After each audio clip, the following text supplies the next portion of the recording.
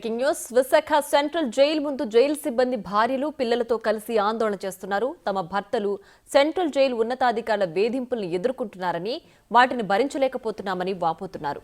Jail సిబ్బంది పని వేళలు 8 గంటల డ్యూటీని 12 గంటలకు పెంచి వేధింపులకు గురి చేస్తున్నారని ఆవేదన వ్యక్తం చేశారు. డ్యూటీకి వెళుతున్న సిబ్బందిని జైల్లో ఖైదీల ముందే బట్టలు విప్పించి తనిఖీలు చేస్తున్నారని కన్నీరు పెట్టుకున్నారు. అత్యవసర సమయాల్లో కూడా తమ వారిని ఇంటికి పంపించడం లేదంటూ బాధను బిగ్ టీవీతో పంచుకున్నారు. మరిన్ని వివరాలు మా ప్రతినిధి రాజు అందిస్తారు. రైటర్ రాజు, అయితే ప్రస్తుతం అక్కడ జైలు దగ్గర పరిస్థితి ఏ విధంగా ఉంది? వాళ్ళ భార్యలు పిల్లలతో అక్కడ ఆందోళన చేస్తున్నా దానికి ఎవరైనా స్పందిస్తున్నారా? వాళ్ళ డిమాండ్స్ ఏంటి?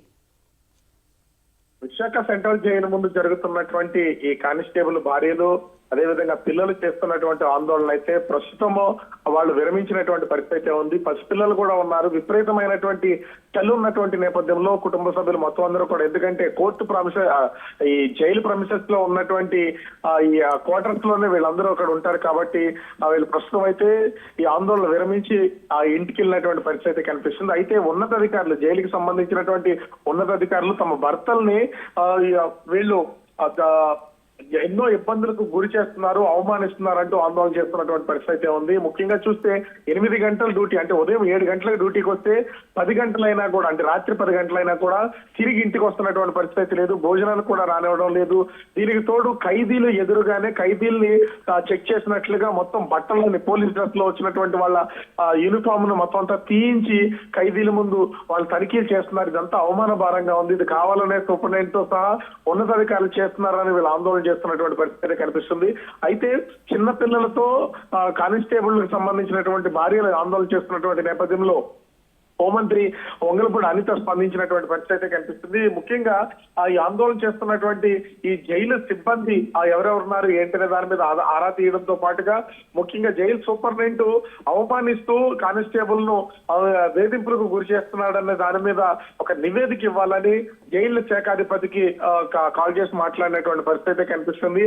ఎక్కడైనా సరే ఆందోళన చేసినా, ధర్నాలు చేసినా, లేదా ఏదన్నా హత్యలు చేసిన, ఇట్లా గొడవలు చేసిన ఇట్లాంటి వాళ్ళని పోలీస్ కేసులు పెట్టిన తర్వాత జైలుకి అయితే తరలిస్తారు. అయితే జైల్లో ఉన్నటువంటి సిబ్బంది మాకు అవమానం జరుగుతుంది, మమ్మల్ని ఇబ్బందులకు గురి చేస్తున్నారంటూ చివరికి వాళ్ళ కుటుంబ సభ్యులందరూ కూడా దాదాపుగా 50 మందికి పైనే ఆ కానిస్టేబుల్ సంబంధించినటువంటి భార్యలు ఉన్నారు. అదేవిధంగా అందులోనే చిన్నపిల్లలు, చంటి పిల్లలు ఉన్నారు. వాళ్ళ తల్లులు కూడా కొంతమంది ఆందోళన చేస్తున్నటువంటి పరిస్థితి అయితే ఉంది. అయినా కూడా అధికారులు ఏ విధమైనటువంటి చలనం రాలేదు. ఇది రిస్ట్రిక్టెడ్ ఏరియా కాబట్టి ఇక్కడ ఉండడానికి వీల్లేదంటూ ప్రస్తుతానికి పంపించినటువంటి పరిస్థితి ఉంది.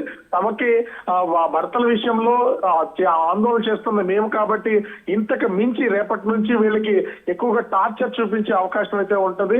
అలాంటి దాన్ని ఏమీ లేకుండా విధులు వాళ్ళకి కేటాయించాలి. అదేవిధంగా 8 గంటల డ్యూటీ మాత్రం ఇవ్వాలంటూ వాళ్ళు తాత్కాలికంగా తమ ఆందోళన విరమించి తిరిగి ఇంటికి వెళ్ళినటువంటి పరిస్థితి కనిపిస్తుంది. Right Raju, thanks for the updates.